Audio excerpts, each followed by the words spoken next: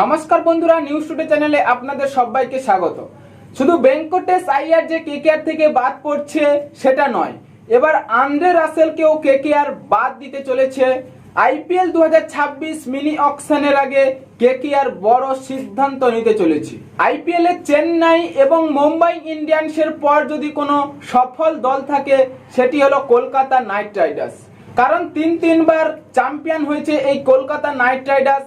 গত মরশুমে সেই শ্রেয়াস আইয়ারের হাত ধরে কেকেআর ট্রফি তুলেছিল এবং তাকে ছেড়ে দেওয়ার পর আজিঙ্কে রাহানে কি করলেন, কেকেআর কে লজ্জাজনক হার দিয়ে মাত্র 14টি ম্যাচ খেলে 7টিতে জয় নিয়ে এবং তারা 8 নম্বরে শেষ করেছে।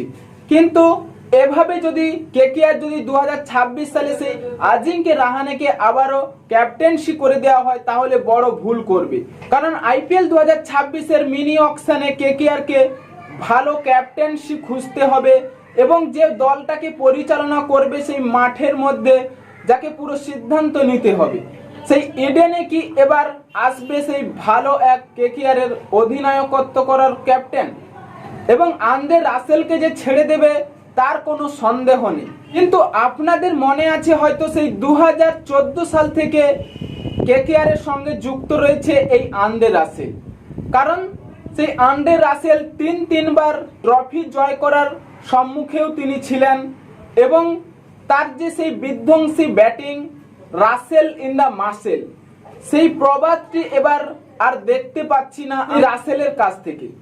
তাই রাসেল বিগত কয়েক মরশুম ধরে সেভাবে ব্যাটিংয়ে ফর্ম নেই এবং এই 2025 মরশুমে যে খেলেছেন সেই 14টি ম্যাচ খেলে মাত্র 134 রান করেছেন।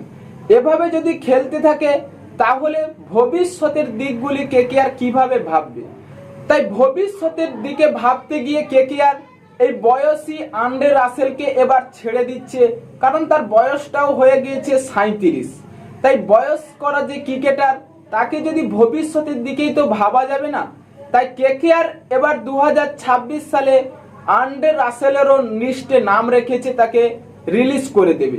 তাই 2026 সালে কেকেআর কে ভালো প্লেয়ার খুঁজতে হবে এবং যেসব জল্পনাগুলো আমরা শুনছিলাম সেই সঞ্জু স্যামসন, কেএল রাহুল এবং ঈশান কিষান, এইসব ক্রিকেটারদের নাম শুনেছিলাম যে কেকেআর এ আসছে।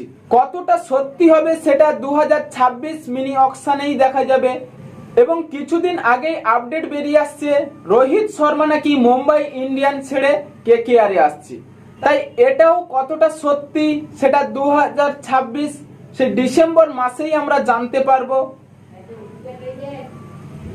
তাই এটাও কতটা সত্যি তাই ডিসেম্বরের শেষের দিকেই জানা যাবে, কারণ আইপিএল মিনি অকশনে। হ্যাঁ বন্ধুরা, আপনাদের কি মনে হয় আন্দ্রে রাসেলকে যে ছেড়ে দিচ্ছে কেকেআর তার পরিবর্তে কি ভালো ক্রিকেটার আসবে? তাই এখনই আপনাদের মতামত কমেন্ট বক্সে লিখে জানিয়ে দিন এবং চ্যানেলটি সাবস্ক্রাইব করে আমাদের পাশেই থাকুন। ভিডিওটি শেষ পর্যন্ত দেখার জন্য আপনাকে অসংখ্য ধন্যবাদ।